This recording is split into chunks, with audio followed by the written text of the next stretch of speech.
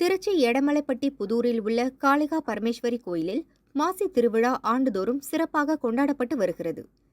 இந்த ஆண்டு விழா கடந்த 3ஆம் தேதி தொடங்கியது. விழாவின் முக்கிய நிகழ்வாக பால்குடம் மற்றும் கரக உற்சவம் கோலாகலமாக நடைபெற்றது.